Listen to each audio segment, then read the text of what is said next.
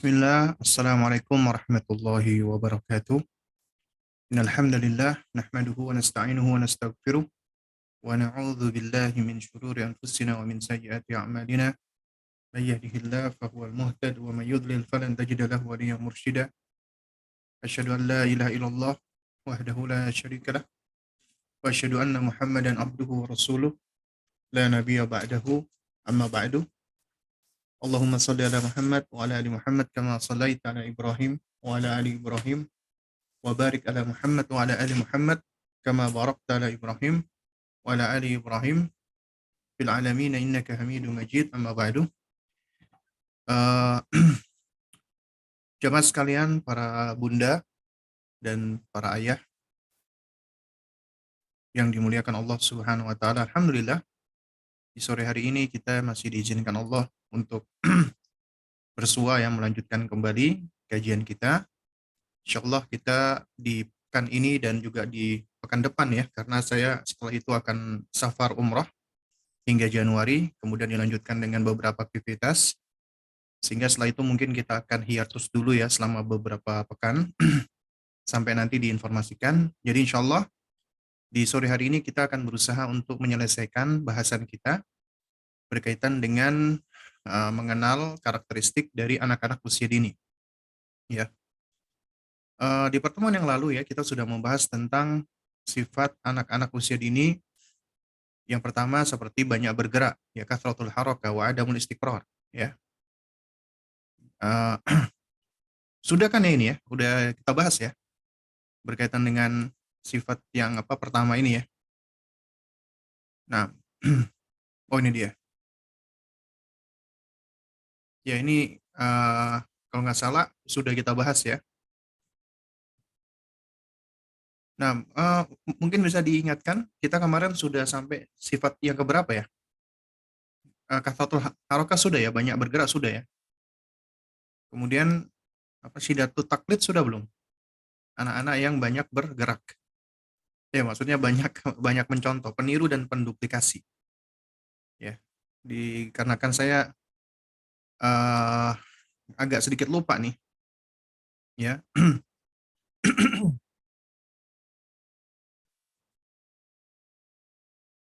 Nah, coba saya lihat di chat, mungkin ada yang balas atau ada yang informasi. Baik ya. Sepertinya kita di pertemuan kemarin cuma membahas satu sifat aja ya, satu karakteristik saja ya, yaitu kathratul harakah ya, wa adamul istiqrar ya. Nah, sekarang kita lanjut ya, yaitu di sifat atau karakteristik yang kedua, syiddatut taklid, yaitu karakter pencontoh yang luar biasa. Kita tahu bahwasanya anak itu Allah sudah karuniakan instrumen untuk belajar. Kita sebut dengan adawatul ta'allumi. Ya, peralatan atau instrumen untuk belajar. Nah, oh ini juga sudah ya.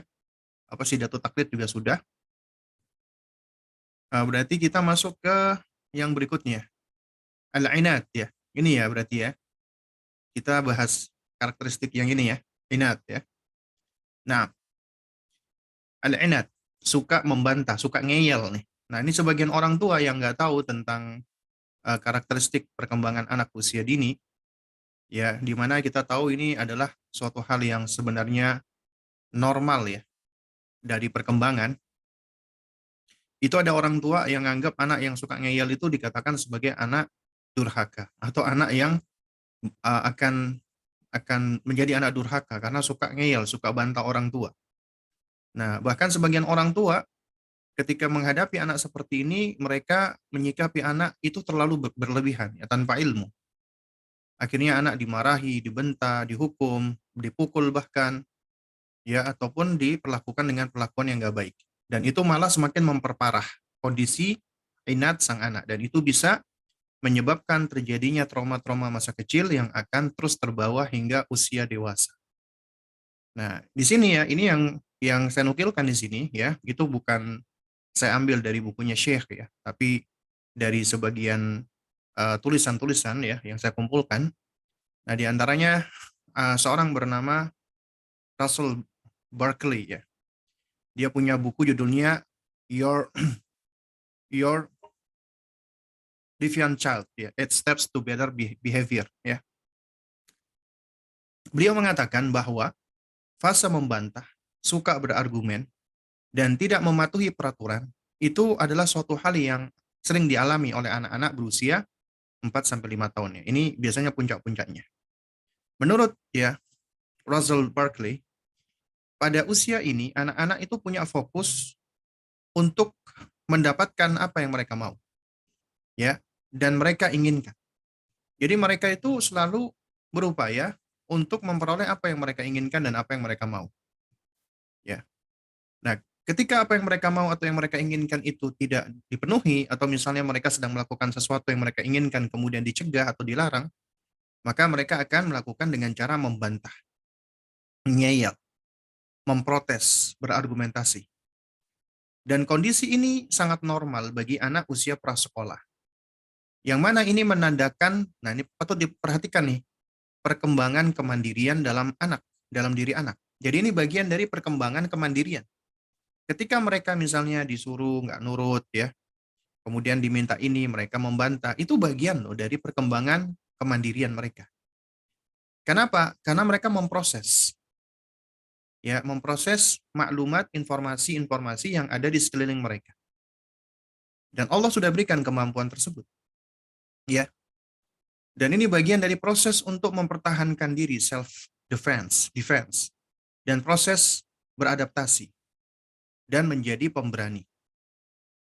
Nah, tapi memang apabila orang tua membiarkan anak begitu saja, ya, anak yang inat itu dibiarkan, tidak dibimbing dan tidak diarahkan, maka inatnya anak, membantahnya anak itu akan kebablasan. Bahkan itu akan dijadikan mereka sebagai sarana untuk mencapai sesuatu, meraih sesuatu. Apabila tidak diarahkan, maka itu bisa menjadi karakter mereka. Di sisi lain, orang tua yang tidak hikmah melarang anaknya untuk membantah. Nggak boleh bantah kamu sama sekali. Kamu ini memang dikit-dikit protes, dikit-dikit bantah. Nggak nurut sama Abi sama Umi. Kamu mau jadi anak apa kamu? Kamu pengen jadi anak durhaka, malin kundang. Nah, kita kadang-kadang akan ngomel-ngomel ya, marah-marahin mereka. Seakan-akan kita nggak suka anak-anak kita itu membantah atau inat. Ya, padahal itu bagian dari proses mereka mengenali diri mereka, mengenali keinginan mereka, mengenali kemauan mereka, ya, dan bagaimana mereka belajar untuk mengungkapkannya. Jadi itu suatu hal yang bersifat alami dari perkembangan mereka. Kalau mereka terlalu dilarang, ya, disuruh sekedar nurut, maka itu juga menjadi tidak baik. Ya, maka ini akan menjadikan ya mereka tumbuh dengan keadaan-keadaan yang misalnya traumatik ya, atau menyimpan dendam atau sakit hati di dalam diri ya, atau yang semisalnya. Kenapa? Karena orang tuanya melakukan pendidikan dengan cara yang kaku, keras dan bengis. Karena itu anak membantah jangan diharap anak durhaka, baik itu kepada orang tua ataupun kepada gurunya. Jadi ini adalah fase alami yang dilalui atau dilewati oleh anak yang harus dipahami oleh setiap kita dari orang tua. Karena itu orang tua yang nggak paham cenderung akan memarahi anak, menghukum mereka, mencerca. Hingga dampaknya apa? Anak menjadi penakut, labil, tertutup, pelin-pelan, ya. Lantaran apa? Lantaran kita nggak ngerti bahwasanya ini termasuk perkembangan yang alami pada diri mereka. Ya, jadi kita harus memahami sifat mereka yang ngeyel, membantah, itu bagian dari perkembangan. Karena itu kita nggak perlu khawatir. Bahkan kita perlu khawatir, ya. Yang perlu kita khawatirkan apabila anak kita dari semenjak kecilnya hingga melewati usia 7 tahun, terus ya, hingga ke 10, hingga ke 14, dia nggak pernah ngeyel sama sekali, nggak pernah membantah orang tuanya sama sekali. Itu biasanya bermasalah. Ya, coba antum perhatikan ya. Anak yang nggak pernah ngeyel sama sekali, nggak pernah membantah orang tuanya dari kecilnya, sampai dia gede sekarang, nggak pernah bantah orang tuanya. Mungkin orang tuanya mengatakan, Masya Allah, anakku ini anak yang baik, anak yang soleh, yang penurut. Aku senang banget ya sama anak seperti ini. Ya, Jadi ini anak ibaratnya seperti robot, tapi dia menyimpan adanya traumatik di dalam diri. Dan ini akan menjadi efek bola salju yang akan terus menggelinding semakin besar. Kenapa? Karena manusia itu punya keinginan, punya kemauan, punya hasrat, punya kehendak. Apabila itu semua tidak disalurkan oleh mereka, mereka simpan, itu akan menjadi ya eh, sesuatu yang terakumulasi dan suatu saat akan meledak seperti bom waktu. Dan ini banyak kejadian-kejadian sebenarnya. Pernah suatu ketika ada seorang ibu, ya dia apa namanya menyampaikan ke saya, putrinya yang udah lulus SMA ya, itu hilang, ya hilang, ya. Dan kemudian dia menceritakan anak saya itu Ustaz adalah anak yang masya Allah secara akademik pintar, sangat penurut, nggak pernah bantah ibunya, ya.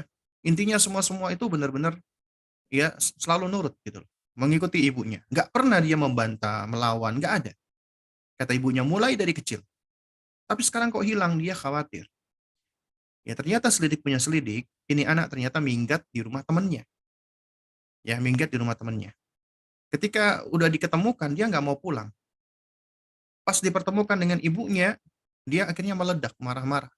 Teriak-teriak, dia mengatakan, aku benci sama Umi. Aku nggak suka sama Umi. Ya, dia akhirnya mengeluarkan semua apa yang ada di dalam dirinya. Ya, dia akhirnya mengeluarkan bahwasanya dia selama ini itu hidupnya nggak pernah bahagia. Hidupnya cuma untuk uminya, untuk membahagiakan uminya. Ini adalah suatu hal yang nyata. Ya, dan bukan sekali dua kali kejadian seperti ini gitu.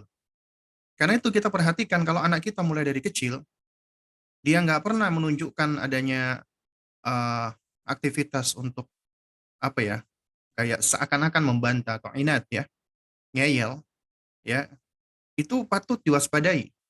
Karena di antara perkembangan kreativitas anak adalah di antaranya dia apa namanya, punya ini ya, punya curiosity yang baik dan cenderung argumentatif. Argumentatifnya biasanya dia akan mempertanyakan, kenapa Mi? Kenapa nggak boleh? Kenapa ini? Kenapa itu? Kenapa dan kenapa? Ya. Nah, terus kemudian dia akan cenderung untuk membantah. Karena itu apa yang kita lakukan? Yang kita lakukan adalah saat anak ngeyel, jangan disikapi dengan keras, dengan ancaman, dengan marah, dengan hukuman, jangan. Tapi kita lebih tunjukkan perhatian, kasih sayang, kelembutan, dan beri arahan atau motivasi yang baik. Kita awali dulu dengan empati, ya, berempati dengan anak kita. Kenapa? Karena ketika dia misalnya lagi ngeyel, lagi nggak mau mengikuti kita, kita berusaha berempati. Kita berusaha menempatkan diri kita seperti mereka. Dan ini adalah sesuatu yang seharusnya kita mampu. Jangan malah kita menuntut anak kita ya agar mereka berempati dengan kita. Kamu kenapa sih nggak nurut sama Umi?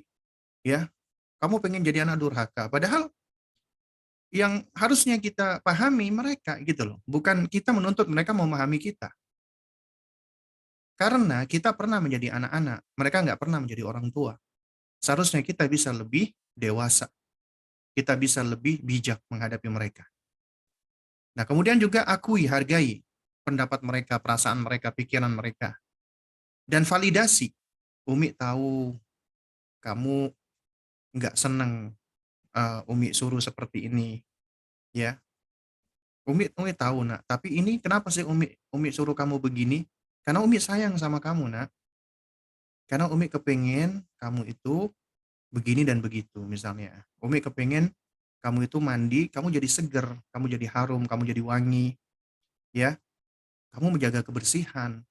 Agama kita agama yang suka kebersihan. Allah suka dengan kebersihan. Rasulullah juga sama. Apalagi Umi, gitu. Tapi kalau kamu nggak mandi, ya itu banyak kotoran, dekil, banyak kuman. Kita jelaskan gitu loh. Ya, aku nggak mau mandi pokoknya. Aku kepengen nih. Misalnya mereka ngeyel, tetap dengan cara pelan-pelan. Kita coba cari tahu. Abang kenapa sih bang? Abang kok nggak mau mandi bang? Coba sini ceritain sama Umi, sampein ke Umi. Pokoknya aku nggak mau mandi. Iya, Umi ngerti. Abang nggak mau mandi, tapi Umi pengen tahu abang kenapa nggak mau mandi. Coba dijelasin ke Umi. Apakah abang merasa kedinginan? Atau karena abang merasa nggak nyaman? Atau apa gitu loh. Jadi kita cari tahu gitu, jangan langsung, "Pokoknya kamu harus mandi, ngapain kamu nih? Bawel banget sih kamu, suka bantah aja kamu." Nah, kadang-kadang seperti itu ya. Jadi perlu kita ajarkan. Kemudian juga ajarkan konsekuensi dari perbuatan. Artinya begini, sesekali kita perlu mengajarkan anak-anak itu menghadapi konsekuensi.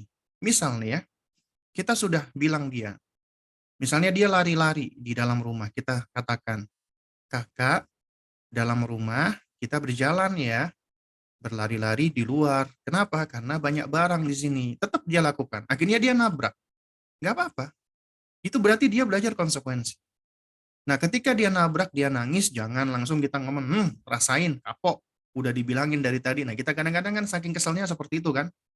Udah dibilangin, capek. Ya, saya capek, Bun. Anak saya itu, Bun. Aduh, sukanya lari-lari, udah dikasih tahu, akhirnya sekarang jatuh, rasain tuh, kata gitu. Nah, itu malah keliru juga. Seharusnya ketika dia jatuh, dia menangis, itu momen bagi kita. Untuk apa? Untuk mendekati dia dan memberikan pembelajaran. Loh, apa namanya? Misalnya dia jatuh ya, kemudian dia merasa kesakitan. Kita dekati, kita katakan misalnya, ya, la haula wala quwata illa billah, atau astagfirullah, ya, atau kita ucapkan ya lafzul-lafzul jalalah, ya. Kemudian kita dekati, kita tunjukkan, kita berempati dengan dia, ya. Mana nak yang sakit nak? Oh sakit ya nak, ya. Kemudian tunjukkan dan kita validasi perasaan dia. Iya Mi, kakiku sakit Mi, oh sakit ya. Yang sabar ya nak, sabar ya. Insya Allah kalau kamu sabar, nanti sakitnya akan hilang. Allah akan hilangkan sakitnya. Doa ya nak, minta sama Allah. Ayo coba kamu ikutin Umi, ucapkan astagfirullah, atau apapun bacaan-bacaan yang baik ya. Nah, baru kemudian setelah udah tenang, baru kita ajarkan. Nah, makanya nak, Umi bilang, di rumah kita tidak berlari-lari ya. Ya, karena ini bukan tempat kita berlari-lari. Umi bukannya melarang kamu berlari, nggak apa-apa, tapi tidak di dalam rumah. Karena di rumah banyak barang, kamu bisa jatuh. Kalau jatuh kan sakit. Tuh lihat kakimu bengkak kan, ya kan? Ya. Terus kemudian kita tunjukkan ya. Nah, nanti berikut-berikutnya jangan diulang ya, Nak. Ya. Jadi kurang lebih eh, pendekatan kita adalah jangan langsung kita salahkan dia, jangan kita malah menunjukkan emosi kita, ngerasain kapok, syukurin gitu kan. Kita belajar nih dari Nabi Nuh alaihissalam. Nabi Nuh itu apa coba kurang sabarnya? 950 tahun beliau berdakwah siang dan malam. Tapi putranya, salah satu putranya nggak beriman kepada beliau. Tetap kafir, kufur. Nah, ketika Allah sudah turunkan air bah, ya mungkin umumnya kita ketika melihat ya anak durhaka ini, ya anak kafir ini, dia menyelamatkan diri, kita akan mengatakan ya sambil ongkang-ongkang kaki, rasain kamu, mati aja kamu, nggak dengerin Abi, ya. Mungkin kita akan mengatakan demikian. Tapi tidak dengan Nabi Nuh alaihissalam.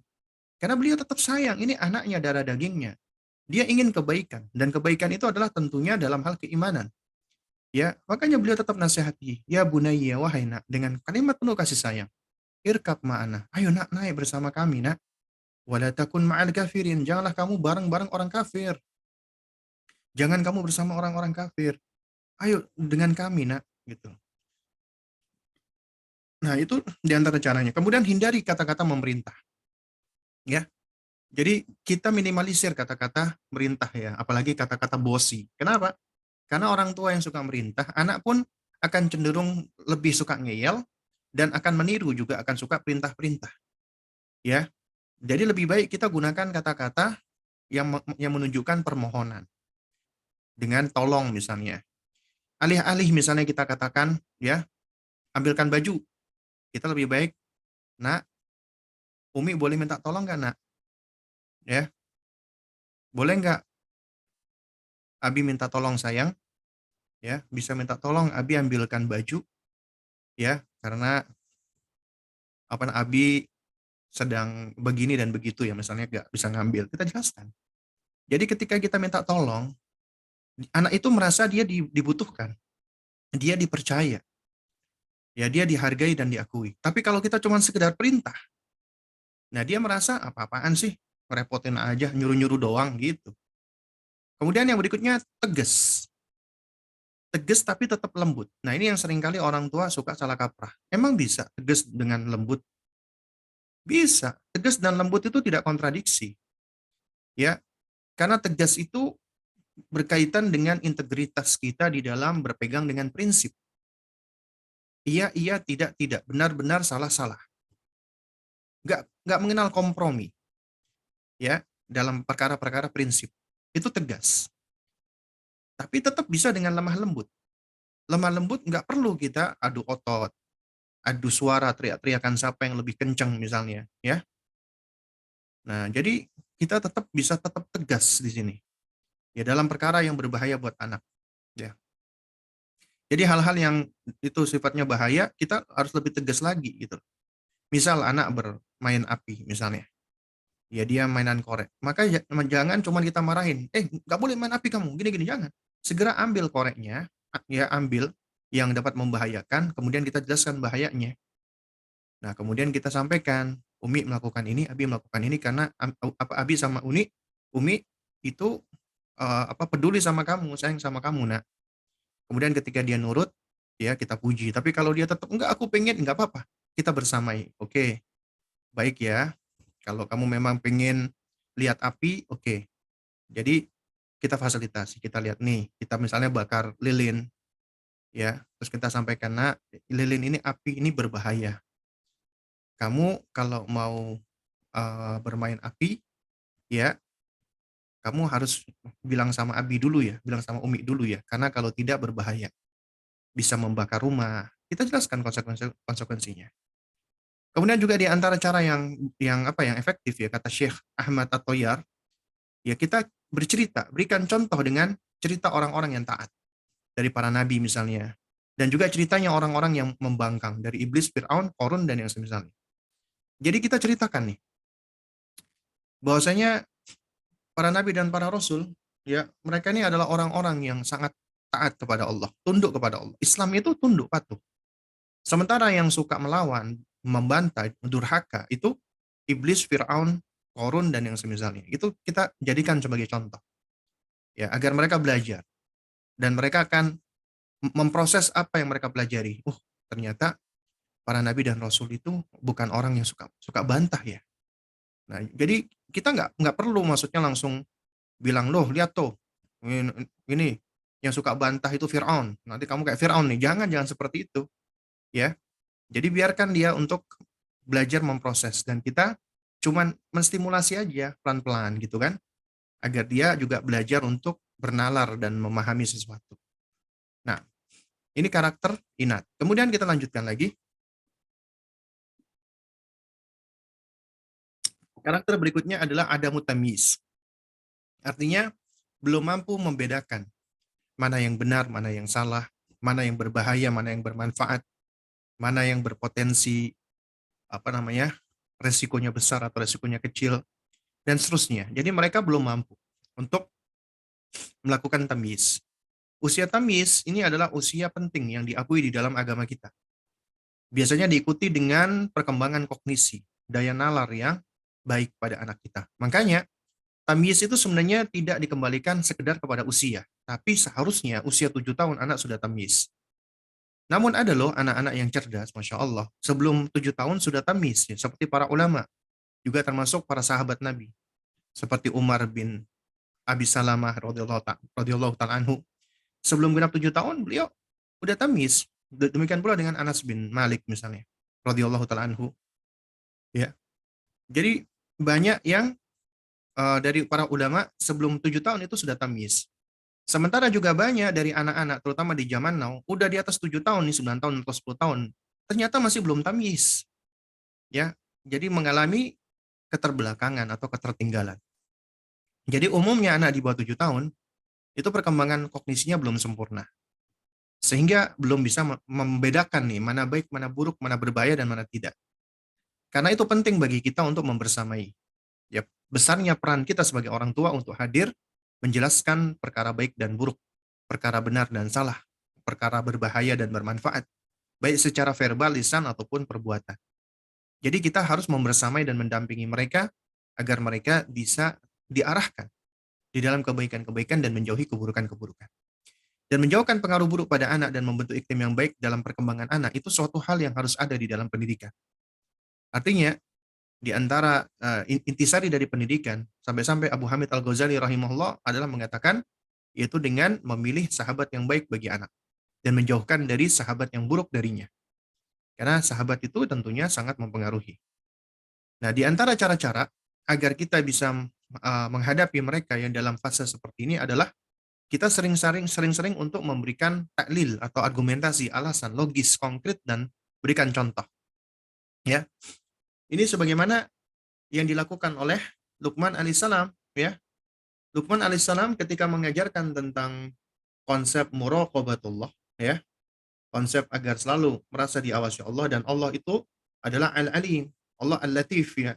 Ilmunya Allah Subhanahu wa taala itu begitu mendetail, ya, begitu mendalam, ya. Nah, apa yang dilakukan oleh Luqman? Beliau melakukan metode tamsil di ayat ke-16. Ya bunayya, wahai nak, innaha in taku mithqala habbatin min khardalin, ya. Sesungguhnya apabila ada, ya, sesuatu amalan seberat atau sebesar biji sawi. Biji sawi ini adalah sesuatu yang kecil yang masih bisa dilihat atau diindra, ya. Tapi kecil dan berwarna hitam. Ya, seringkali apabila jatuh hilang, nggak kelihatan. Makanya dijadikan contoh oleh Luqman alaihissalam. Maka fatakun fi sakhratin, apabila dia ada di batu, au fis samawat atau di langit, au fil ardi atau di bumi, ya'ti bihallah, Allah akan membalasnya. Kenapa? Innallaha latifun khabir, karena Allah maha detail, teliti, dan maha mendalam keilmuannya. Itulah Rob kita. Nah, jadi di sini, ya, kita bisa belajar bagaimana Luqman alaihissalam, beliau memberikan metode tamsil, yaitu mengkonkretkan sesuatu yang abstrak. Ya. Jadi bukan menvisualisasikan, ya, tapi menganalogkan tentunya dengan kiasul aula, dengan kias yang lebih tinggi, ya. Maksudnya untuk Allah, walahul matsalul a'la, baginya adalah perumpamaan yang lebih tinggi. Nah, jadi kita perlu untuk mengajarkan anak kita sesuatu itu dengan memberikan alasan-alasan logik, ya, dan konkret. Kemudian juga tentunya tumbuhkan fitrah iman kepada anak dan mengarahkan anak dengan cara yang baik, dengan kasih sayang, kelemah lembutan, dan perhatian. Kenapa? Karena cara inilah yang akan cenderung diterima oleh hati. Hati cenderung kepada kebaikan-kebaikan seperti ini. Dan inilah yang akan ditiru. Kenapa? Karena diserap oleh mereka. Karenanya berikan contoh yang baik. Karena apa yang didengar dan dilihat oleh mereka akan cenderung ditiru dan dianggap baik. Kemudian ajarkan tentang konsep-konsep kebaikan dengan cara lisan ataupun perbuatan. Lisan ataupun amalan. Bukan cuma lisan doang, tapi juga kita contohkan. Kemudian ajarkan adab dari semenjak dini dengan lemah lembut, dengan pembiasaan, dengan bertahap dan berkesinambungan. Kemudian juga berkisah dengan memilihkan kisah yang layak sesuai dengan usianya. Ya, dari situ akan menstimulasi, ya, kognisi mereka. Nah, kemudian karakter yang berikutnya adalah kasrotul as'ilah. Anak banyak bertanya, ya. Ini kadang-kadang orang tua yang nggak sabaran, anak itu langsung dimarahin. Apaan sih kamu? Nanya melulu, bikin capek aja. Ya, ini kenapa itu itu kenapa ini, kenapa, ya, kenapa ini begitu, kenapa itu begitu. Ya, kamu cuman bikin capek aja. Jadi orang tua yang nggak bijak menghadapi anaknya yang kritis, yang banyak bertanya, itu malah anak dibunuh kreativitasnya, anak dibunuh daya nalarnya, anak dibunuh, ya, daya pemahamannya. Dengan cara apa? Dengan cara mereka langsung dihentikan kemampuan mereka untuk apa? Untuk kritis. Nah, oleh karena itu, yang patut kita pahami, seiring dengan bertambahnya usia anak kita dan bertambah pula kemampuan belajar mereka. Ingat, ya, semakin bertambah usia, maka seharusnya kemampuan belajar itu akan semakin terasah, semakin baik, ya. Nah, oleh karena itu, rasa ingin tahu juga semakin tinggi. Jadi anak-anak kita semakin terasah kemampuannya, kemampuan untuk melihat, memperhatikan, mendengar, dan memahami, maka rasa ingin tahunya, curiosity-nya akan semakin tinggi. Kalau rasa curiosity semakin tinggi, maka akan semakin sering dan banyak bertanya. Sering bertanyanya dia itu menunjukkan anak-anak yang salah satu indikasi ya, bukan mutlak. Anak-anak yang apa namanya yang spesial ya, anak-anak yang istimewa, yang cerdas, yang kreatif. Karena masa pembentukan kognitif ya di dalam memahami suatu fenomena itu adalah di usia ini, di bawah 7 tahun. Itu masa pembentukan kognisi untuk memahami suatu fenomena. Jadi anak akan berusaha untuk membuat koneksi-koneksi logis dengan mengaitkan atau menautkan satu hal dengan yang lainnya. Ya. Jadi mereka akan ya mempelajari ini. Ini ada suatu objek, ini ada objek yang lain, ini ada objek yang lain. Ketika dia lihat, dia akan berupaya untuk mengaitkan antara satu objek dengan objek yang lainnya. Kenapa? Karena itu adalah suatu fenomena yang bisa dia saksikan. Dan ini akan membangun pemahaman dia. Karena di dalam setiap keadaan itu akan ada yang namanya siyak atau konteks. Konteks dari yang kita lihat atau yang kita dengarkan. Nah, rasa ingin tahu anak yang tinggi, yaitu curiosity yang tinggi, maka itu akan menjadikan mereka itu menyimpan informasi dengan kuat. Sehingga orang tua yang bijak akan mengarahkan kemampuan ini kepada kebaikan. Karena itu, apabila anak bertanya, maka jawablah sesuai dengan kemampuan berpikirnya. Lalu bagaimana kita menghadapi anak-anak di fase yang banyak bertanya ini? Pertama, terus belajar dan persiapkan diri untuk bisa menjawab pertanyaan-pertanyaan mereka. Ya, ataupun kita sudah mulai nih memperhatikan apa sih pertanyaan yang paling sering ditanyakan anak nanti. Kita harus sudah mempersiapkan diri. Dan apabila kita ditanya dan kita tidak tahu, maka kita harus jujur. Dan kita berupaya mencari tahu. Dan kita sampaikan bahwasanya, Abi tidak tahu, Umi belum tahu, nak. Abi belum tahu. Ya, nanti kita sama-sama mencari tahu ya. Nah, dengan demikian ini akan menguatkan bonding, meningkatkan kognitif, dan membentuk karakter seperti tawadhu. Kemudian, jangan sekali-kali berdusta atau mengada-ada saat menjawab. Kadang-kadang ada orang tua itu memberikan jawaban hayalan, ya imajinatif. Dia berbohong atau mengada-ada. Dan jangan memarahi anak ketika dia bertanya dengan pertanyaan yang mungkin menurut kita aneh. Jangan dimarahi atau juga jangan ditertawakan. Ya. Kenapa? Karena ini bisa membunuh kreativitas anak. Dia akan malu dengan apa yang dia lakukan. Ya, dia merasa enggan. Kenapa? Karena dia dimarahin ketika dia bertanya. Nanya aja udah dimarahin gitu.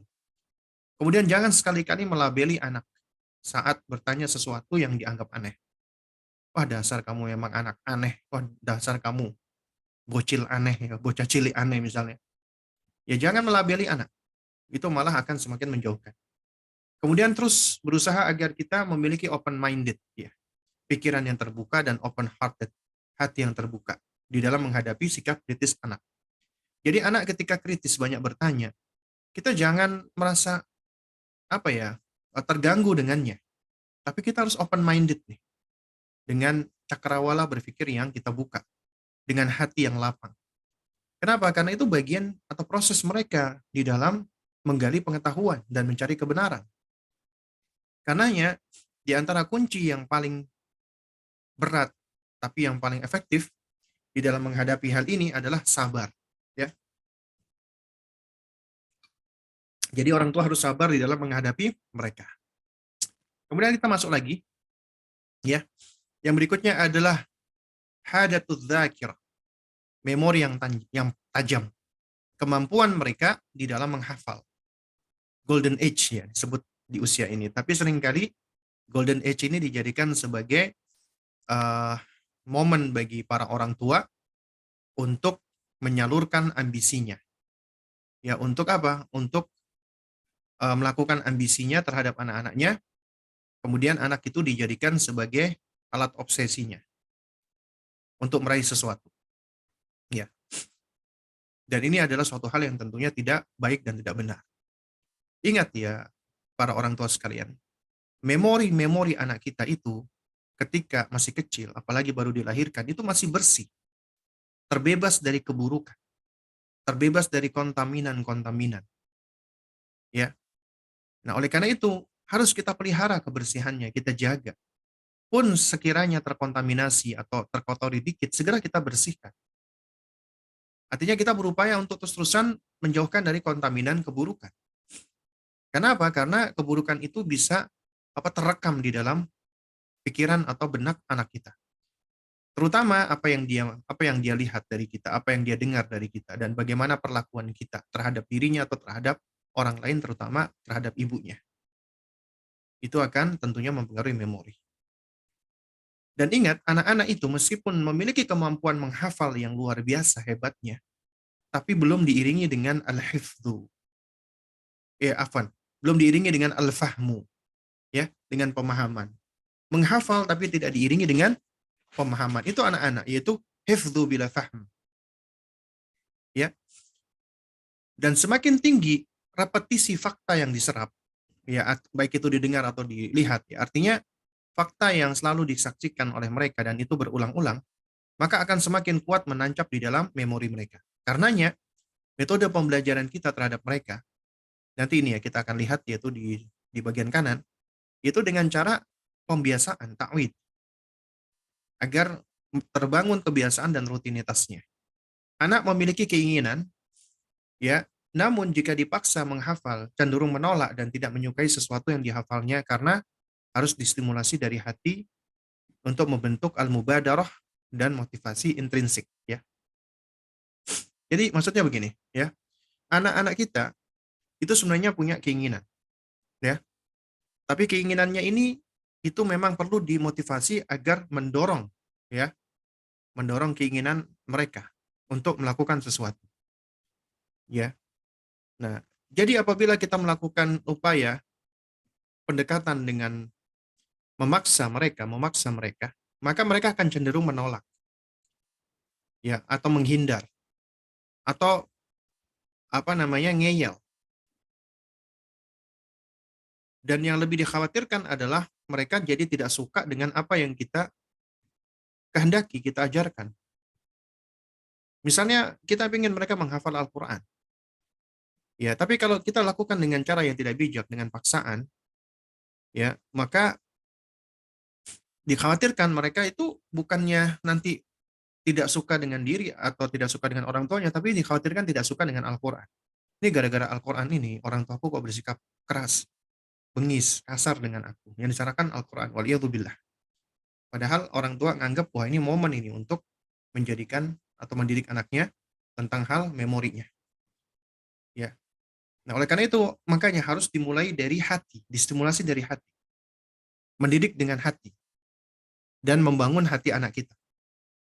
Inilah yang akan membentuk al-mubadarah atau inisiatif atau motivasi intrinsik. Motivasi yang berangkat dari dalam diri, ya, tanpa perlu banyak diperintah, disuruh atau didorong. Bagaimana caranya agar mereka itu bisa terjaga dalam hal memorinya, ya, dan ini tentunya setelah tamyiz, ya, artinya kita pilih baik dan buruk, bermanfaat dan tidak bermanfaat, agar mereka tidak terpapar dengan keburukan dan hal-hal yang tidak bermanfaat yang dikhawatirkan akan tersimpan di dalam memorinya. Karena itu caranya, perbanyak merepetisi perkataan dan perbuatan baik.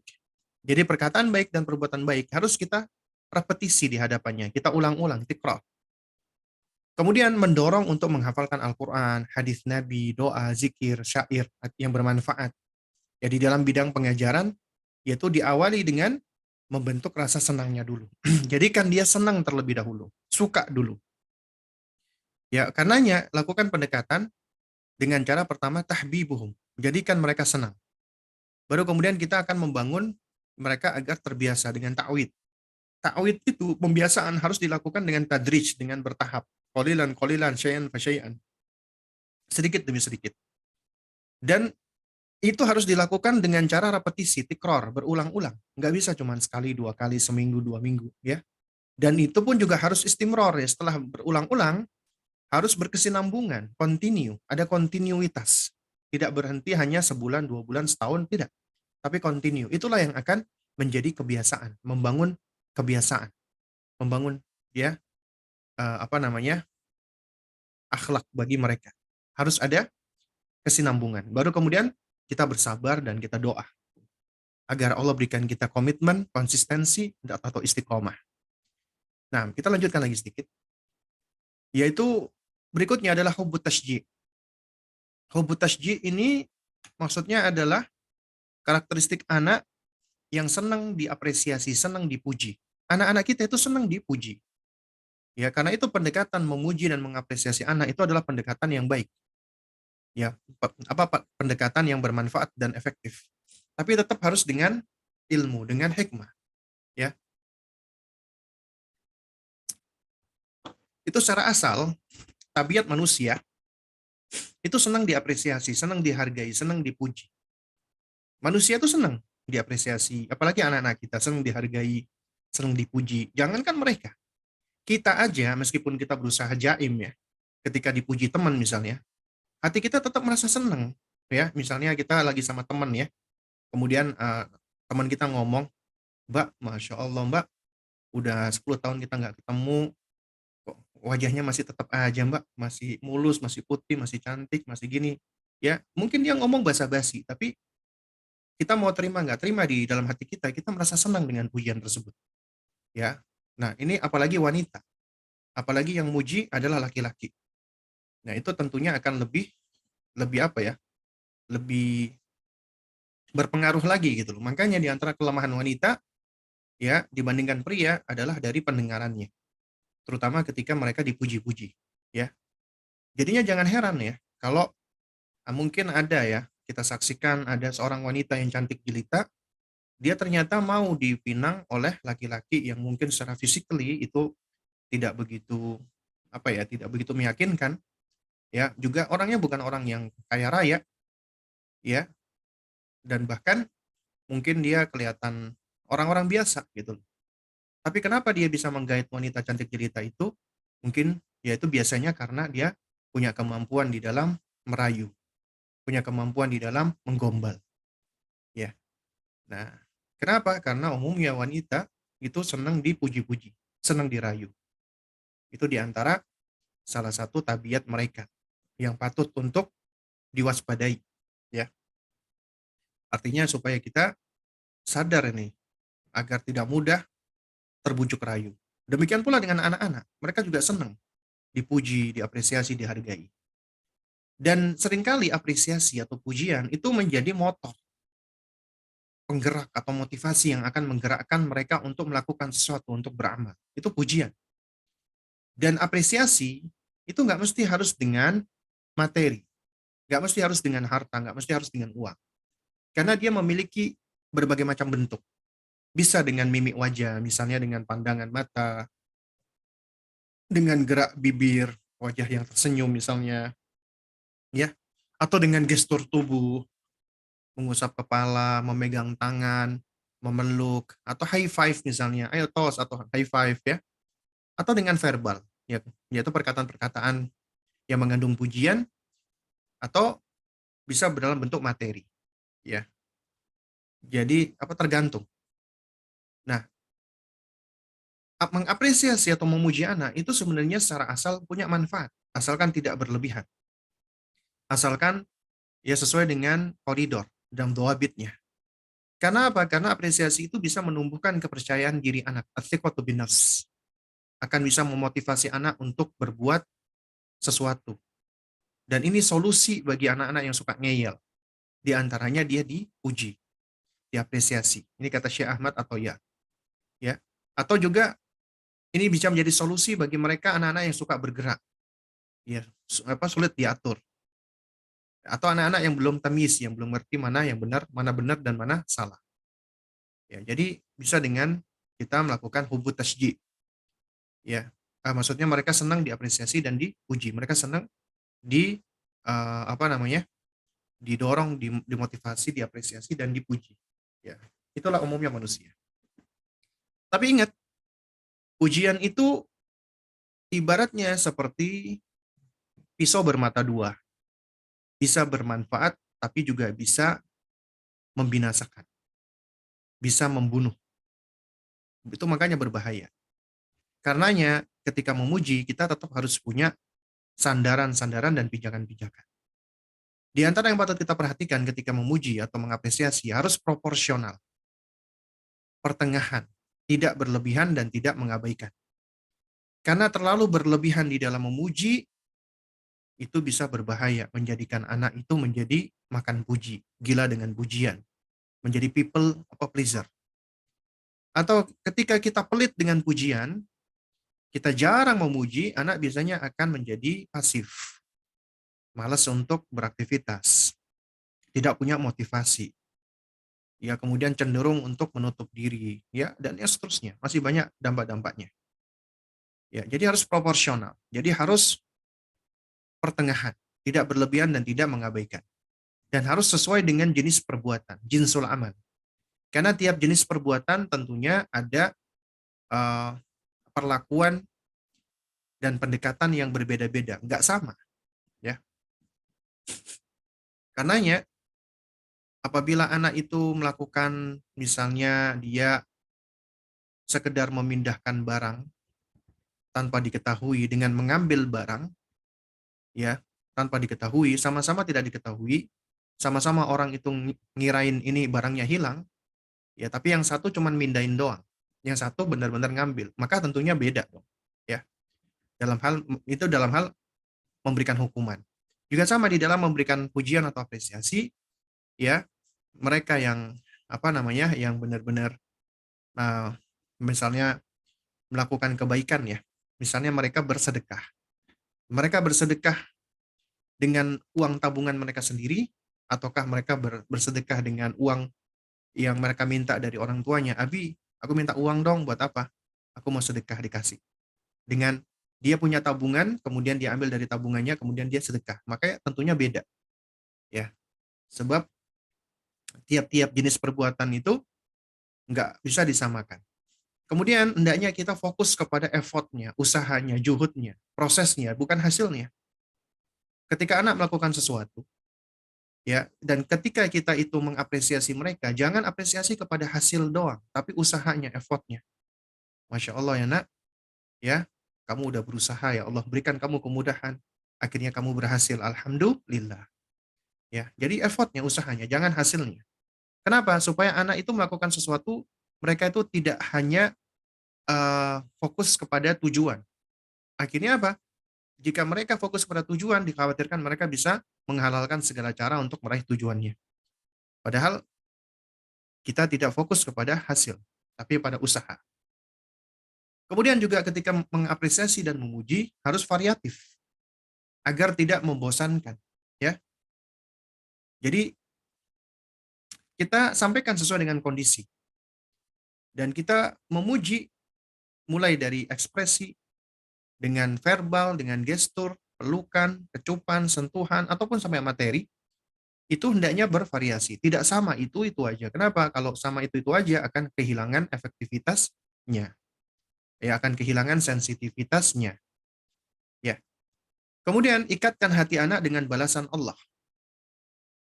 Sebenarnya kita boleh memberikan reward duniawi, tapi tetap selalu ikatkan bahwa balasan itu adalah dari Allah yang tentunya paling baik, ya. Contoh misalnya begini. Ketika anak kita misalnya berhasil menghafal juz ammah, Masya Allah, dia berhasil menghafal juz ammah. Kemudian kita beri hadiah. Hadiahnya misalnya sepeda, ya, sebagai hadiah atas upayanya dia, ya. Maka kita harus ikatkan itu semua tidak lepas dari Allah Subhanahu wa taala. Pertama, kita katakan, "Ya alhamdulillah nak, kamu bisa menghafal 30 juz. Alhamdulillah, ya. Itu karena Allah yang memudahkan atau Allah memberikan kamu kemudahan ya nak untuk bisa menghafalkannya." Jadi kita katakan itu semua tidak lepas dari bantuan atau pertolongan Allah, ya. Kemudian yang kedua, setelah kita kaitkan itu semua atas kemudahan Allah, kita kembalikan kepada Allah, ya. Kemudian yang kedua kita katakan, kamu berhasil, kamu sukses, kamu bisa melakukannya juga itu karena karunia Allah. Allah yang jadikan kamu berhasil. Karena Allah berikan kamu kemampuan sehingga kamu sukses, kamu berhasil. Itu semua Allah. Jadi jangan dikatakan kamu hebat. Artinya seakan-akan kamu bisa sendiri. Enggak bisa. Kita mampu karena pertolongan Allah. Kita bisa karena pertolongan Allah. Jadi selalu kaitkan dengan Allah. Kemudian yang ketiga, ketika kita kasih hadiah, maka kita katakan itu hadiah sejatinya dari Allah. Nah, ini ada hadiah yang sudah Abi atau Umi janjikan. Ini sebenarnya titipan dari Allah buat Abi dan Umi. Karena kalau Allah tidak memberikan Abi dan Umi rezeki, Abi nggak bisa kasih kamu sepeda ini. Jadi, ini titipan dari Allah. Sehingga kamu harus bersyukur pertama kali kepada Allah, kemudian baru kamu boleh berterima kasih kepada abi dan umi. Ya. Nah, kemudian yang keempat, setelah kita serahkan, maka kita katakan, wah kamu kelihatan bahagia banget ya nak, punya sepeda baru, punya hadiah baru. Ya hadiah dari Allah, karunia dari Allah, pemberian dari Allah. Tapi kamu tahu nggak nak, apa yang kamu dapatkan sekarang itu nggak ada apa-apanya. Kecil dibandingkan nanti apa yang Allah berikan kepada kamu di akhirat nanti. Ya, balasan Allah di akhirat jauh lebih baik daripada saat ini. Loh, aku nanti emang akan dikasih apa, Bi? Aku nanti akan dikasih motor, jauh lebih baik. Dikasih BMW, jauh lebih baik. Dikasih rumah, jauh lebih baik. Dikasih istana, jauh lebih baik. Kita selalu katakan jauh lebih baik. Kenapa? Karena apa yang ada di akhirat jauh lebih baik. Jangan kita katakan, iya kamu nanti dapat motor. Iya kamu nanti dapat mainan. Iya kamu nanti dapat robot-robotan. Memang secara umum ketika Allah Subhanahu wa taala menjelaskan tentang Al-Qur'an ya, Allah mengatakan ya, walakum fiha ma tashtahi. Ya, di surga itu kamu bisa memperoleh apa yang kamu kehendaki. Memang, tapi tidak ditakyin ya, tidak dispesifikkan. Nabi juga tidak menspesifikkan. Jadi kita jangan menspesifikkan, iya kamu nanti dapat boneka, iya kamu nanti dapat ini dan itu, jangan. Kita katakan di surga apa yang kita inginkan kita dapati. Apakah kita dapat mainan? Oh iya. Eh, ya bahkan lebih baik lagi. Apakah kita dapat mobil-mobilan? Lebih baik lagi. Apakah kita dapat ini dan itu? Lebih baik lagi. Kita katakan balasan Allah di akhirat jauh lebih baik lagi. Kemudian biarkan anak-anak kita setelah itu dia apa namanya menyelami. Wah, berarti begini begitu itu adalah memang masih dalam uh, tataran pemahaman mereka gitu ya. Jadi tetap diikatkan hati mereka dengan balasan-balasan dari Allah Subhanahu wa taala.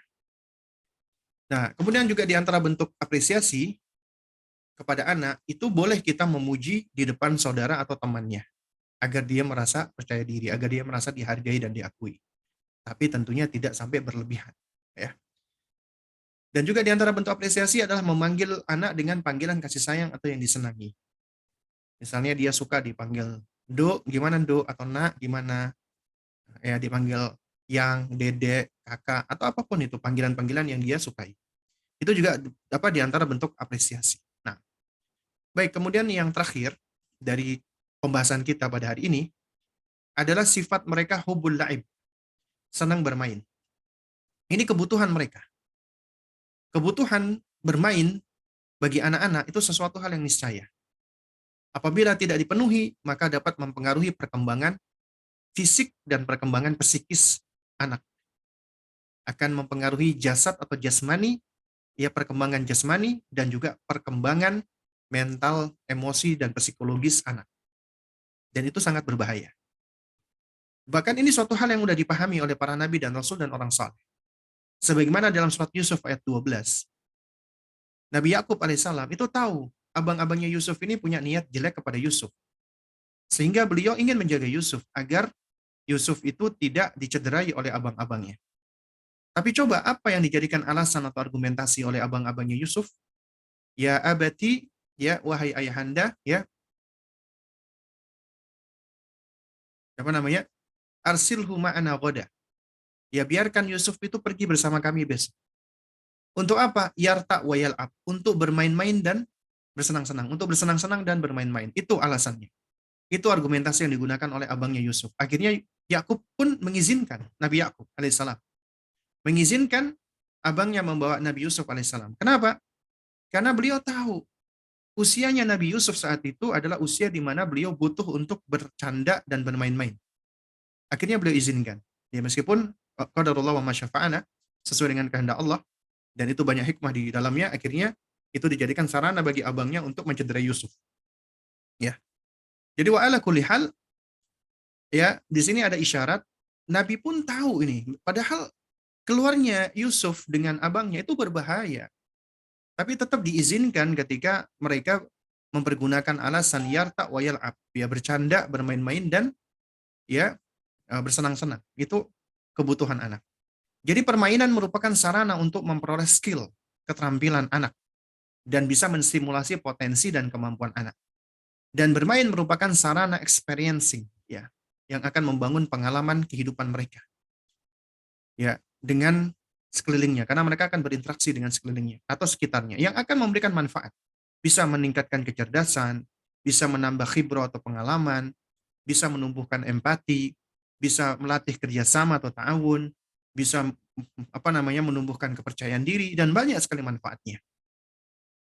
Karena itu apa yang kita lakukan di anak usia ini? Pertama, luangkan waktu. Jangan hanya meluangkan waktu, luangkan waktu untuk membersamai mereka dan bermain bersama mereka. Bukan cuman membersamai, tapi bermain bersama mereka. Berinteraksi dengan mereka. Menjadikan waktu-waktu itu waktu yang berkualitas, bukan sekedar kuantitas. Kemudian tasamuh atau toleran dengan sifat-sifat anak yang senang bermain dan bercanda. Ketika mereka misalnya bercanda dengan Anda bermain, ya tasamuh, toleran. Ya, bahkan apabila orang tua itu adalah orang tua yang benar-benar menghargai anaknya, ketika dia lelah, ketika dia capek pulang kantor, kemudian ketemu anaknya, diajak bermain, maka pertemuan dia dengan anaknya dan bermainnya dia dengan anaknya itu adalah hiburan baginya. Karena manusia itu senang hiburan. Dan hiburan yang paling baik bagi orang tua ketika dia bersama dengan anaknya. Tapi kalau Anda misalnya bersama anak itu malah Anda semakin tertekan, Anda malah capek, Anda malah stres, Anda nggak suka, berarti ada sesuatu di situ. Ada sesuatu dengan diri kita. Ya, berarti ada sesuatu di dalam diri kita yang menyebabkan kita kok nggak bisa tasamuh, kok nggak bisa nyaman dengan anak kita. Ya, nah berarti ini kita harus koreksi diri, evaluasi diri.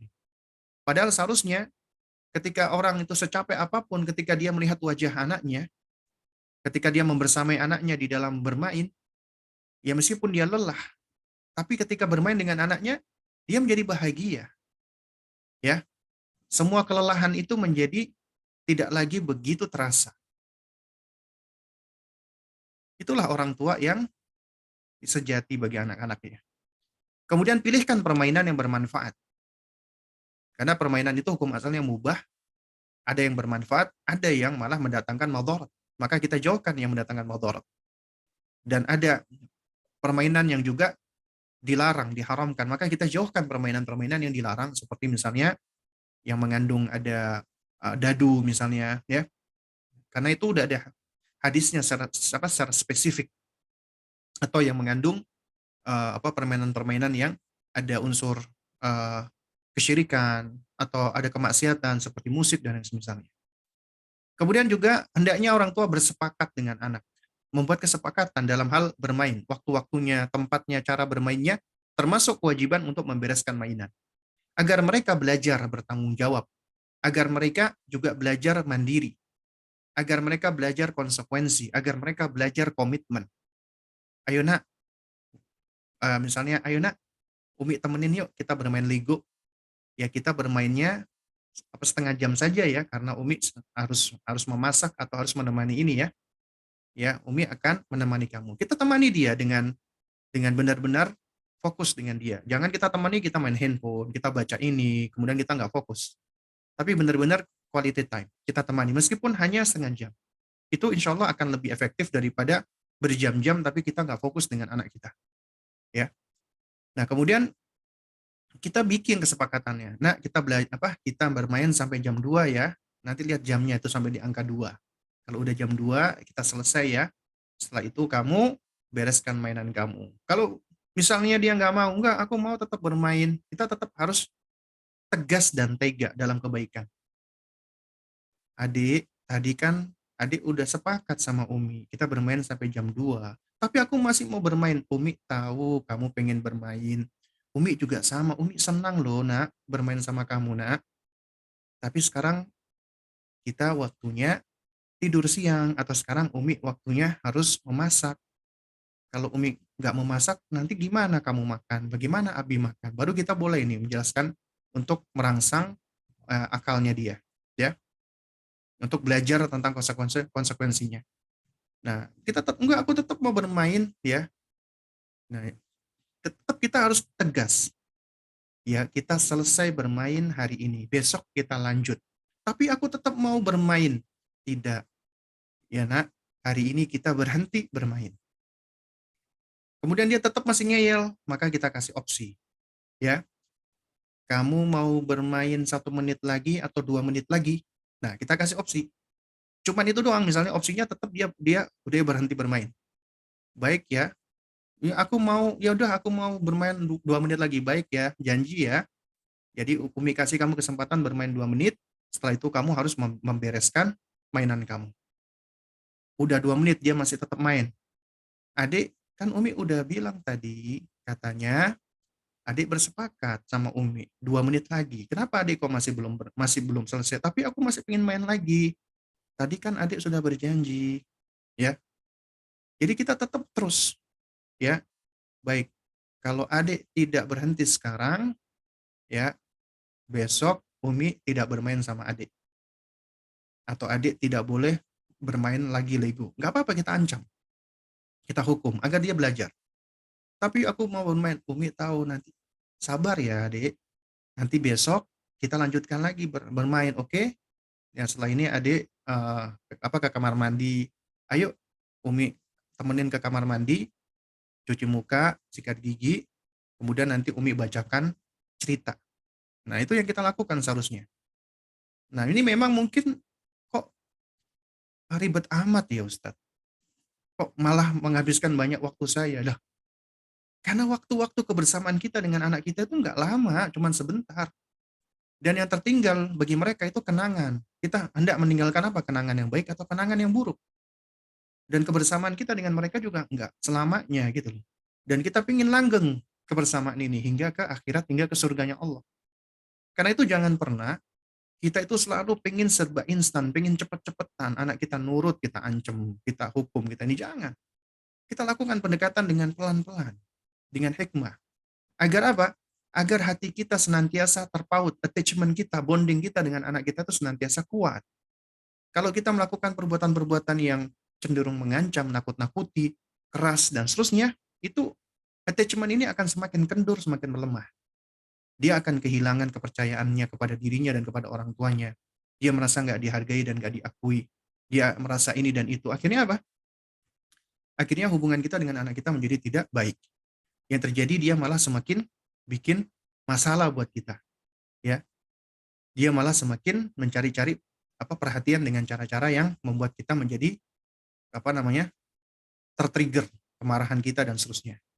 Nah, kemudian yang terakhir ada keringanan nih, rukhsah yang diberikan di dalam agama kita. Tapi ini rukhsah bagi anak-anak, tidak untuk orang dewasa. Dikatakan yughtafaru lisigari ma la yustaghfaru ma la yughtafaru lil kibari. Diberikan maaf bagi anak-anak tapi tidak untuk orang dewasa. Misal nih, anak perempuan main boneka atau main robot-robotan bagi anak laki-laki.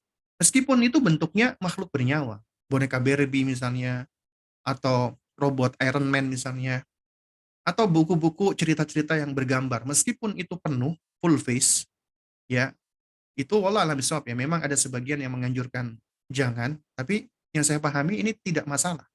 Ini pula yang dipegang oleh Syekh Mustafa Al-Adawi, ya, Syekh Abdul Azim Badawi, Syekh Amin Al-Misri, kemudian juga guru-guru kami, Syekh Masyur Hasan Salman, ya, Syekh Ali Hasan Al-Halabi. Karena untuk anak-anak ada keringanan. Apalagi kita nggak gambar, bukan kita yang gambar itu. Itu gambar yang sudah ada. Artinya kita nggak bisa dikenai hukuman taswir, menggambar makhluk bernyawa. Lagian itu gambar makhluk bernyawa yang sudah digambar oleh orang lain, ya, lalu kemudian kita tidak memajangnya, ya. Jadi itu hanya sebagai sarana bagi mereka untuk bisa lebih mendapatkan pembelajaran yang lebih konkret lagi dengan gambar-gambar tersebut, ya, ataupun dengan boneka atau dengan robot-robotan, itu tidak ada masalah. Tapi hendaknya orang dewasa, ibu-ibu tidak bermain boneka, bapak-bapak enggak main robot-robotan gitu ya. Karena misalnya ada ibu-ibu ini mengoleksi boneka untuk dirinya, boneka Barbie, itu nggak boleh. Tapi kalau itu untuk anaknya boleh, ya, anaknya. Karena kalau dia mengoleksi untuk dirinya kemudian dia pajang, maka itu sama dengan dia apa? Seakan-akan mengoleksi patung. Makanya untuk orang dewasa menjadi terlarang, tapi tidak untuk anak-anak. Itulah kemudahan yang ada di dalam agama kita. Nah, mungkin kita cukupkan dulu sampai di sini. Insya Allah nanti kita lanjutkan ya di pertemuan berikutnya. Insya Allah nanti kita akan selesaikan di pertemuan berikutnya apa yang kita bahas pada pada sore hari ini. Nah, sekarang saya coba lihat ya, ini ada pertanyaan-pertanyaan yang masuk ya, sebentar. Tadi ada pertanyaan yang masuk yang udah dikirimkan oleh Bu Feni ya. Nah, mana tadi? Bu Feni, oh ini dia. Ini pertanyaan yang kemarin ya, yang belum dijawab. Nah, Ustadz mohon arahan untuk kami orang tua yang memiliki anak ADHD atau GPPH, ya, gangguan pemusatan perhatian dan hiperaktif. Karena anak sering bersikap impulsif seperti menggigit, memukul, meludah ketika marah, dan sering bersikap mengganggu. Mungkin karena tekanan pekerjaan, suami sering tersulut menjadi marah. Misal dicubit, jadi balas mencubit. Saya sering menasehati tapi suami jadi kesal lantaran dianggap seperti tidak punya kapasitas ilmu parenting. Jadi kalau suami sudah mau marah, saya evakuasi anaknya. Cuman kadang jadinya saya kelelahan. Mohon pencerahan Ustadz. Ya, nah memang ini ujian ya bagi orang tua ya. Karenanya kita harus terus menghadirkan kesadaran diri ya, self awareness ya, agar kita bisa terus menghadapi anak dengan mindfulness ya, dengan kesadaran penuh. Kesadaran kita ini dihadirkan melalui ilmu, tentunya dengan taufik dari Allah. Semakin kita belajar dan belajarnya kita tentunya benar ya karena Allah ya, dan untuk ingin menghilangkan kejahilan dari diri kita dan untuk mendidik anak kita, insya Allah Allah akan berikan kemudahan. Allah akan bantu kita untuk senantiasa menyadari tentang diri kita. Yang tadinya kita misalnya suka marah nggak jelas, dengan belajar, alhamdulillah. Ketika kita akan marah, kita akan lebih mampu untuk meregulasi diri kita. Ya, jadi yang pertama adalah terhadap diri kita terlebih dahulu. Baru kemudian ke pasangan kita. Pasangan kita, misalnya dia belum mampu, maka ya kita bersamai. Karena dia mitra kita, partner kita. Kita ajak belajar bersama. Kita ajak untuk apa? Untuk supaya bisa bersama-sama mendidik anak-anak ya, anak-anak yang Allah berikan tadi ya. Dan kita harus yakin bagaimanapun kondisi anak kita, Allah sudah berikan kemampuan untuk bisa menghadapi, membersamai, mendampingi dan mendidik mereka. Entah itu Down syndrome, entah itu ADHD, entah itu gangguan-gangguan yang lainnya, Allah sudah berikan kemampuan tersebut. Dan ketika Allah Subhanahu wa taala berikan kita ujian, misalnya dijadikan anak kita itu kurang dalam satu hal, tapi Allah Maha Adil. Allah akan berikan kelebihan dari hal yang lain. Contoh misalnya ini ya. Saya punya kenalan ya, orang tua anaknya Down syndrome. Berat memang buat mereka. Dan mereka melalui itu dengan penuh perjuangan. Bagaimana mereka harus membesarkan anak Down syndrome. Dan kadang-kadang juga sama, mereka kadang-kadang lelah, kadang-kadang mereka kesal, marah. Manusia. Tapi tetap disitulah mereka berjuang. Dan mereka terus memperbaiki diri. Mereka tidak berputus asa. Ketika mereka jatuh kepada kesalahan, mereka segera bertobat, memperbaiki diri, dan terus mereka membersamai sang anak. Karena mereka sadar ini anak-anak Down syndrome ini spesial. Dan orang ini ya, beliau ini banyak memberikan pelajaran, khususnya ke saya. Bagaimana anak Down syndrome memang mungkin secara intelijensi ya, secara kognisi itu memang ya memiliki keterbatasan, tapi di dalam hal lain itu luar biasa. Mereka itu bisa menjadi guru bagi orang tua. Kenapa? Karena ketika mereka diajarkan dan itu sesuai dengan fitrah mereka, nilai-nilai kebaikan, mereka menjadi orang yang sangat jujurnya luar biasa. Mereka nyaris nggak bisa berbohong. Anak-anak Down syndrome ini, ya. Dan ketika Allah ambil sesuatu, Allah akan ringankan hisabnya. Bahkan ketika Allah Subhanahu wa taala ya mengambil kesempurnaan akal misalnya pada anak kita, itu bisa jadi menjadi sebab anak kita nanti di akhirat akan terbebaskan dari hisab dan bisa jadi dia mendapatkan privilege untuk bisa masuk surga dan bisa jadi mereka akan menyeret orang tuanya ke surga. Nah, ini seringkali hal-hal yang mungkin kita seringkali lupa ya. Tapi ketika ini diingatkan, Masya Allah, muncul lagi semangat. Demikian pula dengan anak-anak ADHD. Ya, tetap mereka anak-anak yang harus kita sayangi, mereka butuh perhatian. Cuman mereka mungkin berbeda di dalam pendekatan dan juga berbeda di dalam pendidikannya. Karena ya kita harus terus belajar bagaimana kita bisa membersamai anak kita dengan sebaik-baiknya. Kita boleh belajar mengambil pengalaman dari orang tua lain. Kita boleh berkonsultasi dengan orang-orang yang ahli dan pakar di bidangnya. Selama dia orang-orang yang punya punya integritas dan thiqah ya, artinya kredibel, maka kita ikuti arahannya ya, dari psikolog atau dokter yang ahli tumbuh kembang anak, misalnya memberikan saran kepada kita berkaitan dengan mereka untuk supaya bisa menyikapi ketika mereka ini sedang emosi. Kenapa? Anak-anak ADHD memang kesulitan mereka untuk mengekspresikan emosi.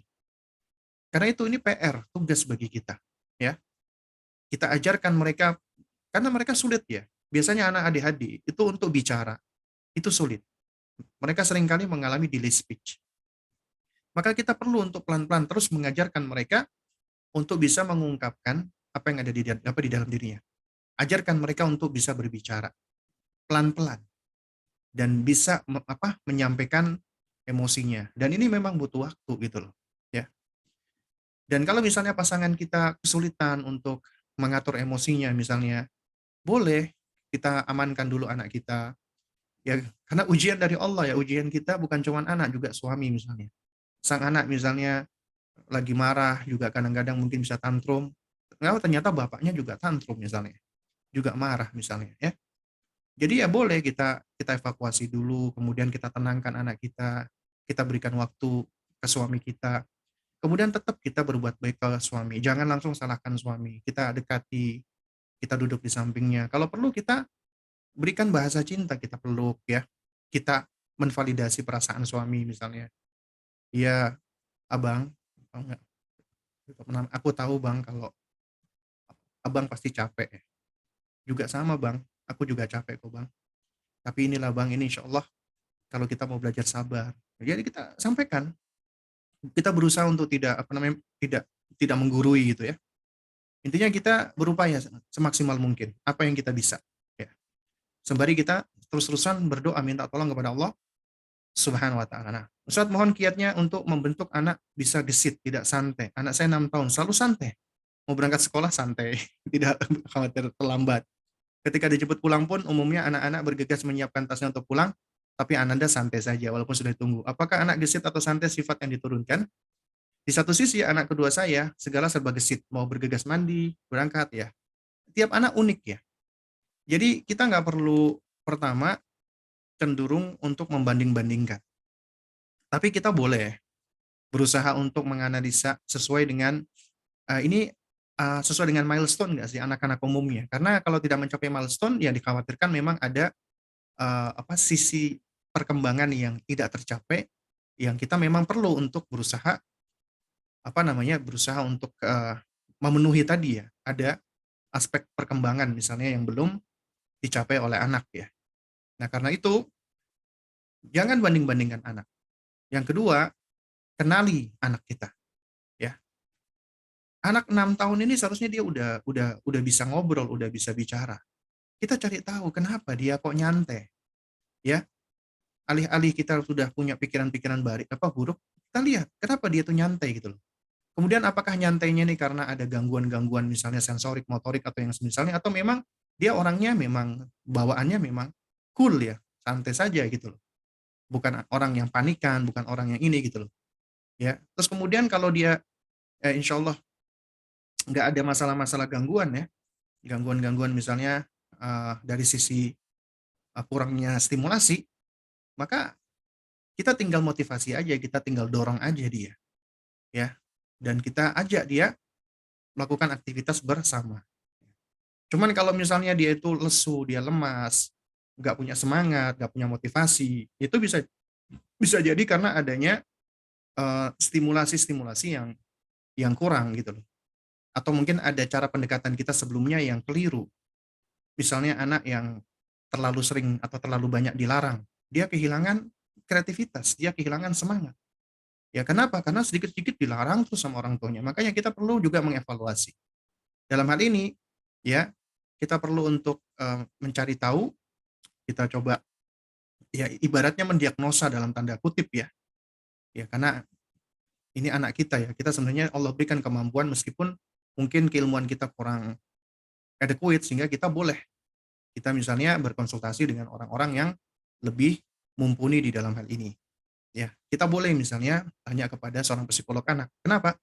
Karena untuk ini aja, untuk make sure aja. Kenapa? Karena apabila memang ada gangguan atau kelainan, itu apabila diketahui sedini mungkin, maka itu tentunya akan lebih baik di dalam penanganan berikutnya. Semakin cepat kita ketahui akan semakin baik. Semakin ditunda itu malah akan semakin sulit. Nah, wallahu a'lam bishawab. Ustadz, bagaimana cara menasihati anak laki-laki 4 tahun yang perilakunya suka memeluk dan menyentuh pipi anak perempuan seusianya? Emangnya apa salah? Apa kira-kira yang menjadi masalah? Ya, ketika dia suka memeluk anak, suka begini, itu nggak ada masalah sebenarnya ya. Kalau kalau setahu saya ya, ya. Nah, tapi mungkin kita bisa mengarahkan pelan-pelan, ya. Kita kita arahkan misalnya, ya, eh, pelan-pelan. Misalnya, Dek, ya, itu temenmu kan perempuan deh. Biasanya kalau perempuan dia nggak suka dibegituin gitu loh. Karena dia belum kenal kamu, belum ini. Nah, tapi kamu begitu sama Umi boleh, sama kakak boleh gitu kan. Dan kita ajarkan pelan-pelan gitu loh. Ya.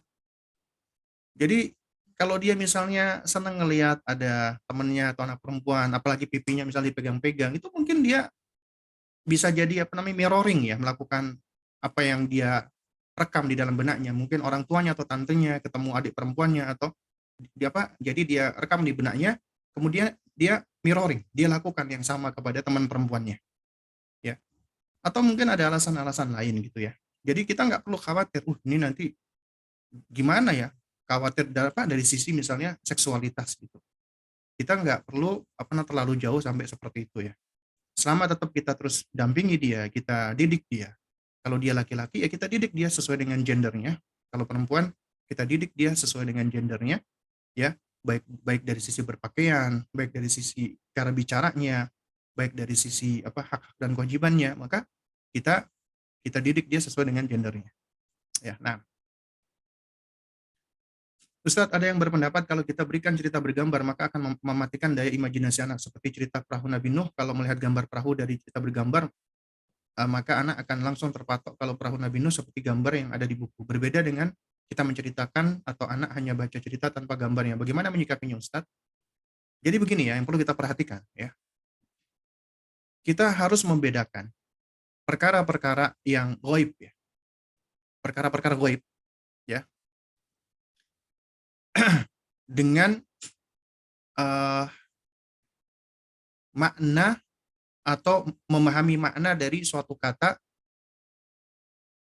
hal-hal yang goib tadi. Contohnya begini, ya.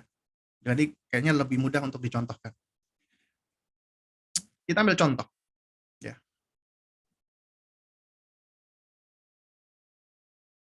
Misalnya kita berbicara tentang surga. Surga ini kan goib. Di surga itu ada taman, ya, ada sungai. Kemudian kita bawa buku yang memberikan visualisasi atau ilustrasi gambar taman dan gambar sungai. Kemudian dijelaskan tentang surga. Itu nggak boleh hukumnya. Ulama mengatakan ini hukumnya haram. Karena termasuk menvisualisasikan perkara gaib. Nggak boleh. Ya. Loh, terus gimana dong Ustaz? Nah, jadi begini. Yang dibolehkan adalah kata itu kan punya makna. Bisa dipahami. Dan Allah berikan di dunia ini ada hal-hal yang konkret yang bisa kita pahami dari hal konkret tersebut akhirnya membangun pemahaman. Itu membangun skema pemahaman. Dan skema pemahaman yang sudah terbentuk ini itu akhirnya bisa membangun pemahaman kita terhadap sesuatu yang abstrak. Contohnya begini. Sebelum kita menceritakan tentang surga, di surga ada taman, di surga ada sungai, maka kita jelaskan dulu taman itu seperti apa sih di dunia.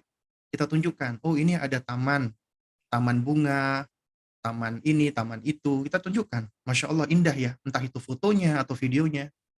Kemudian kita tunjukkan sungai, ini loh sungai, ada sungai ini, sungai itu, wah ternyata seperti ini sungai ya. Jadi gimana? Mereka akan punya skema pemahaman atas makna dari kata sungai dan taman. Artinya ketika keluar kata taman, udah muncul di dalam benaknya. Oh taman, iya ngerti. Oh sungai, iya ngerti. Meskipun nggak harus ditunjukkan lagi. Nah ketika dikatakan di surga itu ada taman dan ada sungai, dan taman-taman dan sungai di surga itu sempurna, indah, berbeda dengan yang ada di dunia, maka benak kita itu sudah mampu untuk memahaminya. Ya, ini sebenarnya kemampuan yang sudah Allah berikan, mulai dari kecil. Ketika anak kita belajar tentang at-tasammi, memberikan nama. Contoh misalnya ketika masih bayi. Ketika masih bayi, anak kita itu menjadi pendengar yang cermat, menjadi pengobservasi yang hebat. Apa yang mereka dengar, mereka tiru. Apa yang mereka lihat, mereka contoh. Ya kan? Juga termasuk di dalam membangun pemahaman mereka, skema pemahaman mereka. Misal nih, ketika anak kita lagi ngemut kakinya ini, jari kakinya. Kemudian uminya bilang, anak umi kok, apa namanya, kok, eh, apa namanya, ngemut-ngemut kaki, misalnya begitu ya. Nah, kemudian kita pegang kakinya, ya Allah, kakinya lucu banget. Jadi pertama dia mendengarkan kata kaki. Yang kedua, ketika ngomong kaki, orang tuanya itu memegang dan menyentuh dan memperlihatkan, oh ini kaki. Jadi dia langsung mendapat maklumat, pertama kata kaki. Kata kaki itu bagi anak itu abstrak. Kemudian menjadi konkret ketika ditunjukkan kakinya sendiri. Akhirnya dia membangun skema pemahaman, oh ini loh yang namanya kaki. Makanya anak-anak kita itu dia mampu mengenali dirinya meskipun belum bisa ngomong. Mata mana mata dia tunjukkan, hidung mana hidung. Nah, dia udah ngerti. Ya. Nah, kemudian dia juga mampu untuk membedakan ya kakinya orang tuanya, kakinya abinya, kakinya uminya. Dia punya kaki, uminya punya kaki, abinya punya kaki.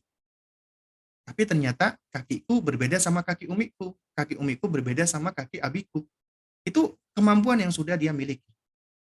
Karenanya, ketika dia sudah mendapat skema pemahaman tentang kaki, maka berikutnya ketika orang tuanya ngomong, eh ada ada kucing kakinya 4 tuh. Jadi dia langsung udah ngerti yang dimaksud kaki itu mana. Nggak perlu lagi ditunjukkan. Misalnya dia udah 3 tahun atau 4 tahun. Nak, tolong ambilin nak kuncinya jatuh di apa di dekat apa namanya kaki meja. Dia langsung tahu kaki meja. Kenapa? Sudah terbangun skema pemahaman. Yang namanya kaki itu maknanya sudah diketahui.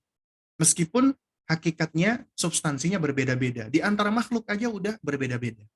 Makanya ketika Allah menerangkan Allah punya kaki, ya, maka nggak perlu harus mengilustrasikan atau menvisualisasikan. Kenapa? Karena kata kaki sudah dipahami maknanya. Sebagaimana kata Imam Malik ketika ditanya istiwanya Allah, al-istiwa'u ma'lum, ya, istiwanya Allah itu suatu hal yang sudah diketahui. Wal kaifu anhu majhul. Bagaimana kaifiatnya, deskripsinya, ilustrasinya, visualisasinya, majhul. Nggak mampu dijangkau oleh akal. Wal imanu bihi wajibun. Mengimaninya wajib. Jadi perkara-perkara gaib, ya, itu boleh dengan pendekatan tamsil. Tapi bukan untuk menvisualisasikan. Tapi takribul faham. Karena itu makanya di uh, pendidikan kami, di sekolah Atladan, ketika berbicara tentang gaib, kami melarang mengilustrasikan hal-hal yang bersifat gaib. Nggak boleh divisualisasikan. Menvisualisasikan surga, misalnya pintu surga. Kita nggak boleh ada gambar pintu-pintu surga, kita ngasih gambar pintu. Ya sebagaimana tadi yang dikhawatirkan oleh sang penanya. Bisa-bisa dia menganggap, oh ini pintu surga. Ya, itu keliru dan itu berbahaya. Tapi apa yang kita lakukan? Sebelum kita menerangkan tentang pintu surga, maka kita jelaskan dulu tentang makna pintu. Dia harus tahu, di rumahku ada pintu, ini pintu di rumahku, ini pintu di rumah pamanku, ini pintu di di pasar, ini pintu di ini. Dia tahu itu namanya pintu. Akhirnya skema pintu sudah terpahami. Sehingga ketika dikatakan langit punya pintu, nggak mesti harus digambarkan pintu langit seperti itu. Surga punya pintu, nggak mesti harus digambarkan. Berarti itu suatu hal yang sudah dipahami. Ya. Nah, jadi oleh karena itu makanya di dalam mengilustrasikan sesuatu, apalagi menvisualisasikan, itu juga harus berhati-hati, harus ada ilmunya. Yang saya sampaikan, gambar-gambar makhluk bernyawa itu di dalam buku gambar itu boleh, itu bukan dalam artian berisi ilustrasi tentang ya perkara-perkara gaib. Makanya saya pribadi termasuk di antara yang lebih sepakat dengan para ulama-ulama yang melarang menvisualisasikan isi Al-Qur'an. Ya, apalagi perkara-perkara gaib. Jadi ada Quran terjemahan kemudian divisualisasikan isinya, ya. Lebih baik adalah kita menjelaskan tentang apa yang ada di dunia, dia pahami, kemudian dia pahami dari kata-kata apa dari makna dari kata-kata yang memiliki makna tersebut, baru kemudian kita bisa menjelaskan dan kita bacakan ayat Al-Qur'an. Dan silakan dia berselancar di dalam benaknya tentang bagaimana kaifiatnya dan seterusnya. Ya karena itu suatu hal yang kita nggak bisa ini ya, apalagi untuk anak-anak. Karena mereka mempunyai kemampuan untuk tafsir khayali ya, kemampuan imajinasi yang sangat kuat. Ya. Nah, jadi ini hal-hal yang perlu kita pahami ya dan mudah-mudahan bisa dipahami ya. Jadi nggak boleh kita menvisualisasikan apalagi neraka, siksa neraka misalnya. Ya. Jadi digambarkan ada ini, ada api dan lain sebagainya ya. Nah, apalagi untuk anak-anak, nanti dikhawatirkan itu dianggap sebagai api neraka gitu loh. Padahal kita nggak tahu itu perkara gaib. Tapi kita jelaskan dulu api di dunia itu seperti ini ya dan panasnya luar biasa. Di akhirat itu jauh lebih panas lagi. Nah, untuk membangun pemahaman bahwasanya di akhirat itu lebih dahsyat lagi. Kalaupun surga lebih indah lagi. Ya. Bahkan juga konsep indah saja, indah ya. Bagi anak kita itu abstrak. Ada orang tuanya mengatakan, "Nak, kamu tahu nggak nak, surga itu indah loh nak." Dia nggak tahu indah itu apa gitu loh. Bagaimana indah itu gitu. Itu hanyalah kata yang masuk di dalam benaknya, tapi dia nggak ngerti maknanya. Tapi ketika dia diajak oleh orang tuanya, misalnya jalan-jalan ke pegunungan, Masya Allah ya nak, indahnya dia merasakan, melihat. Dia rekam dengan instrumen yang Allah berikan, penglihatannya, pendengarannya, dan perasaannya, dan indera perasaannya, sejuk, indah Masya Allah. Akhirnya itu membangun konsep dia dengan indah. Kemudian diajak ke pantai, Masya Allah nak, pantai indah ya. Kemudian diajak ke taman, Masya Allah nak, indah ya taman. Akhirnya dia akan membangun ya pemahaman dia dengan kata indah. Indah nggak mesti harus taman, nggak mesti harus pegunungan. Tapi segala sesuatu yang indah, ya, dia sudah memahami, dia udah paham ya tentang maknanya. Indah itu berarti sesuatu yang memang indah, sulit untuk dideskripsikan dengan kata-kata. Karena itu ketika dikatakan di surga jauh lebih indah, dia akan sudah paham, ya. Nah,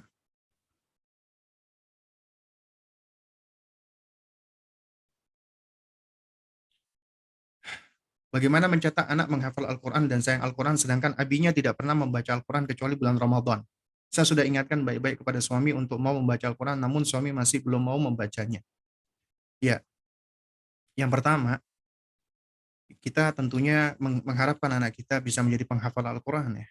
Tapi jangan hanya berpatokan menjadikan anak itu sebagai penghafal Al-Quran dan pencinta Al-Quran. Alhamdulillah, itu hanya menuntut dari sisi suami. Memang suami punya pengaruh, tapi kalau kita pendekatannya adalah menuntut beliau, ini akan repot dan akan susah. Karena itu pendekatan kita adalah dua hal. Pertama, wahai istri, Anda tidak akan diminta pertanggungjawaban oleh Allah tentang suami Anda.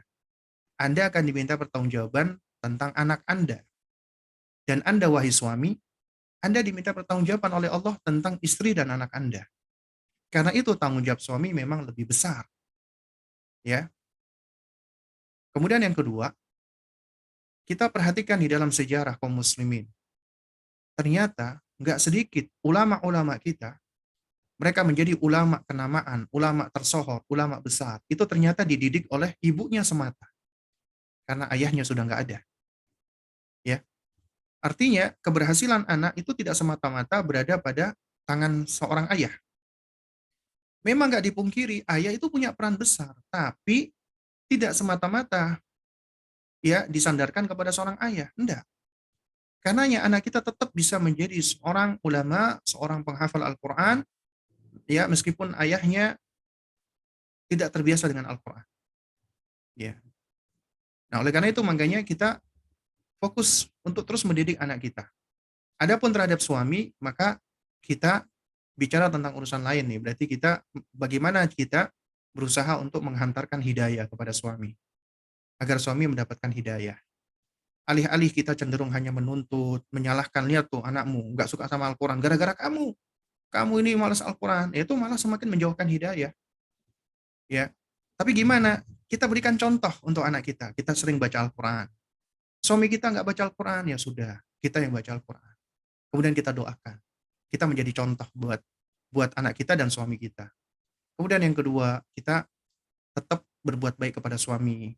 Kita berbakti menaati di dalam perkara yang ma'ruf. Semakin kita belajar, semakin kita santun, semakin kita baik terhadap suami. Ya, itu akan menawan hati suami. Ta'liful qulub, melunakkan hati dia.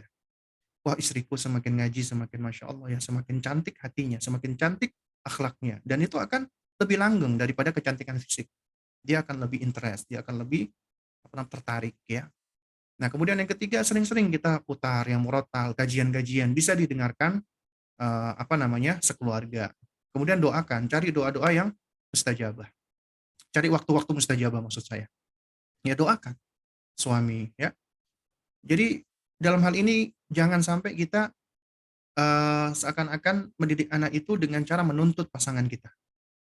Bukan artinya pasangan kita itu tidak punya pengaruh, tapi kalau kita hanya menuntut ya itu sulit. Kenapa? Karena ada hal-hal yang itu berada di dalam kemampuan kita, ada hal-hal di luar kemampuan kita. Maka kita fokus dulu hal-hal yang berada di dalam kemampuan kita. Kemampuan kita berarti aku bisa untuk mengatur diriku dulu sendiri.